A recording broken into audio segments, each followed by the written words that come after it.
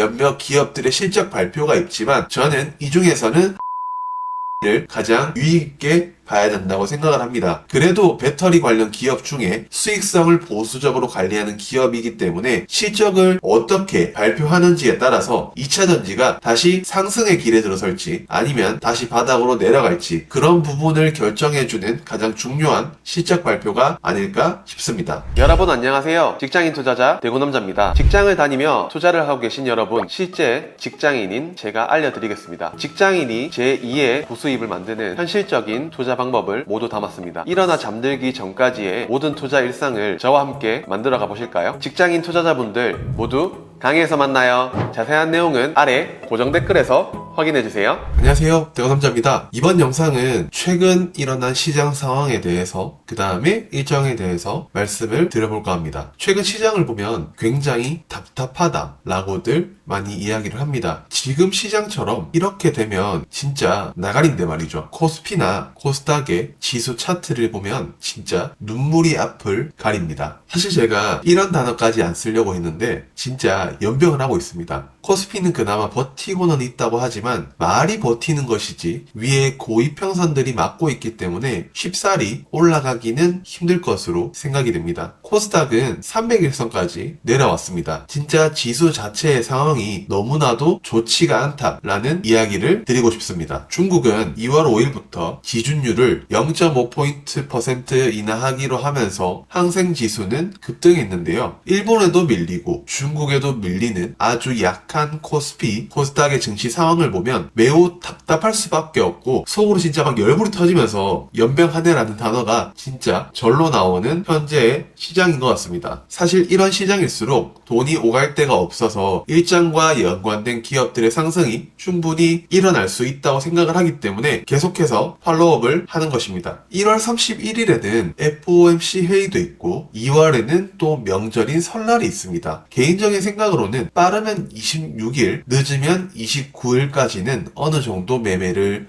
다 끝낸 상태에서 현금을 한 8, 90% 이상 놔둔 상태로 2월을 맞이해야 되지 않을까 하는 생각을 가지고 있습니다. 1월 29일 월요일 일정부터 다시 말씀을 드려보면 공모주 포스뱅크가 상장을 합니다. 제가 최근에 말씀드렸던 우진엔텍, HB인베스트먼트, 현대힘스 모두 괜찮은 결과로 치킨값 그 이상이 나왔다고 이미 많은 분들이 결과를 보여주셨기 때문에 축하드립니다. 그렇기 때문에 포스뱅크도 한번 기대를 해보시면 어떨까요? 그리고 이 날에는 두바이 아랍 헬스케어 전시회가 있는데요. 이 행사에는 의료 AI 관련 기업을 필두로 레고캠바이오, 바디텍메드, 아이센스 정도의 기업을 체크하면서 어떤 결과가 수주 계약이 나오는지를 체크해 보시면 좋을 것 같습니다. 추가적으로 이 날에는 2차전지 양극재의 LNF가 코스피 이전 상장을 합니다. 사실 최근 흐름이 너무나 좋지도 않기 때문에 1월 27일 시장에 살짝 상승은 했지만 생각보다 그렇게 강한 모습은 못 보여줬는데요. 그 이유는 1월 27일 날 발표한 LNF의 잠정 실적 때문이라고 생각을 합니다. 그렇기 때문에 저는 지금 2차전지에서 일어나는 상황에 대해서 이해를 하지 못하고 지수가 오히려 더 눌릴 수도 있다고도 생각을 하고 있는 겁니다. 그리고 이날에 국내 기업들의 실적 발표가 있습니다. 금호석유의 실적 발표가 있는데 이에 따라서 관련 화학주들의 움직임도 같이 한번 체크해 보시면 저는 투자의 기회가 충분히 있을 거라고 생각을 합니다. 그리고 WCP 2차전지 분리막 기업이죠. 국내 분리막 기업 중에는 가장 수익성이 잘 나오는 기업이기도 하지만 최근 2차전지의 시황을 보면 긍정적으로 볼 수 없다는 것은 아마 많은 분들이 인지하고 있을 것이라고 생각을 하지만 워낙 수익성 방어를 잘 해왔던 분리막 기업이기 때문에 기대는 진짜 조금 한 10% 정도는 되지만 큰 기대는 하지 않을 예정입니다. 추가적으로 2023년 말 2024년 초에는 AI 즉 인공지능에 대한 기대감을 계속 가져가야 된다고 생각을 하는 입장인데요. 삼성 SDS가 인수한 엠로의 실적 발표도 이날 있습니다. 이 실적 발표로 인해서 저는 AI 관련 기업들의 다시 한번 상승할 수 있는 트리거가 될 수 있지 않을까라는 생각이 있습니다. 30일 화요일에는 실적 발표의 몇 기업만 말씀을 드리자면 삼성 SDI 배터리 셀 기업이죠. 이 기업의 실적 발표가 있습니다. 그리고 금호타이어, 아모레퍼시픽, 유니드, 현대제철 등 몇몇 기업들의 실적 발표가 있지만 저는 이 중에서는 삼성 SDI를 가장 유의 있게 봐야 된다고 생각을 합니다. 그래도 배터리 관련 기업 중에 수익성을 보수적으로 관리하는 기업이기 때문에 실적을 어떻게 발표하는지에 따라서 2차전지가 다시 상승의 길에 들어설지 아니면 역시 2차전지는 안 돼 하면서 다시 바닥으로 내려갈지 아마 그런 부분을 결정해주는 가장 중요한 실적 발표가 아닐까 싶습니다. 그리고 12월에 관광 통계도 나옵니다. 현재 상황을 보면 중국 관광객이 생각보다 기대치에 부합하지 못하고 아주 최악의 상황이 계속해서 나오고 있기 때문에 면세점, 여행, 저가항공사, 화장품 관련주에 대한 기대감을 가지는 게 과연 맞을까라는 의문은 있습니다. 가성비 화장품 관련주나 피부 미용 기기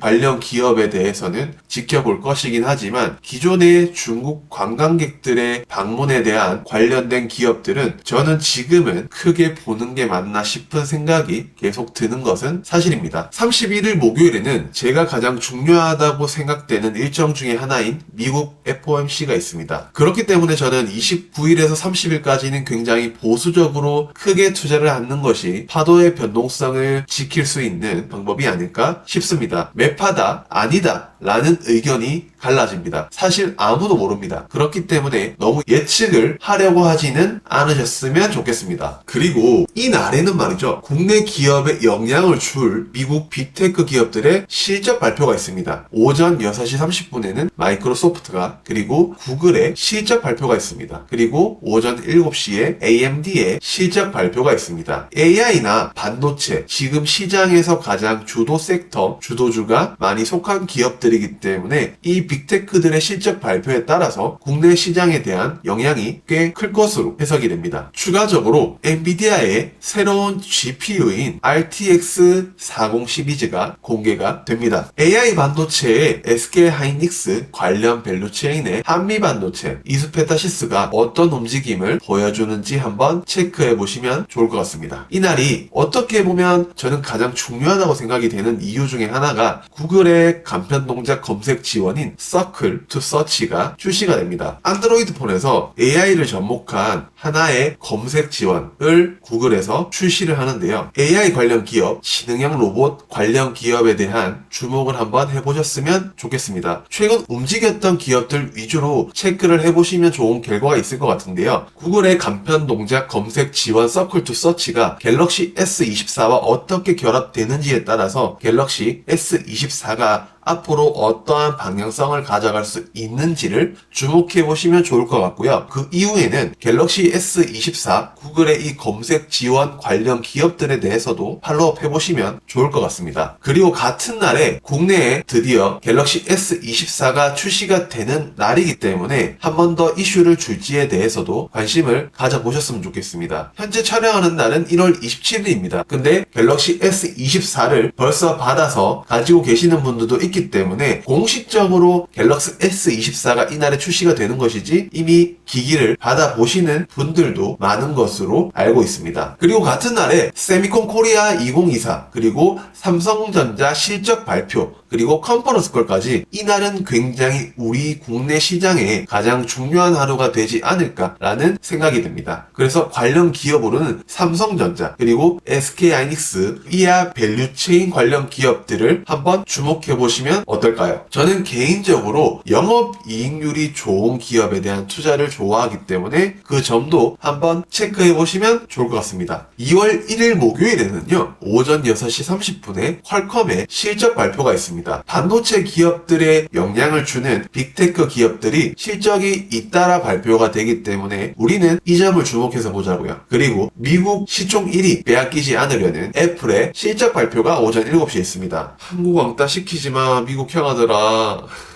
그리고 이날에는 2차전지 관련 공모 기업인 이닉스가 신규 상장이 되는데요. 저는 큰 기대가 되지 않은 공모주이기 때문에 청약을 하지는 않았습니다. 하지만 결과는 꽤 괜찮게 나올 것이라고 생각을 하지만 후회는 하지 않습니다. 왜냐하면 괜히 제 생각에도 맞지 않은 2차전지 관련 공모주를 했다가 실패하면 자책을 할 것 같아서 하지는 않았습니다. 2월 1일에는 서울 컨퍼런스가 개최가 되는데요. 이 부분에 대해서 충분히 AI, 로봇, LLM, 거대 언어 모델이죠. 생성형 AI와 관련된 이야기가 주된 행사의 주제가 아닐까 싶습니다. 그래서 저는 대표적으로 이스트소프트가 이 분야의 테마 대장을 차지하고 있는데 이 기업을 필두로 마음 AI, 폴라리스 오피스, 코난 테크놀로지, 엠로와 같은 AI 관련 기업들을 한번 체크해 보시면 좋을 것 같습니다.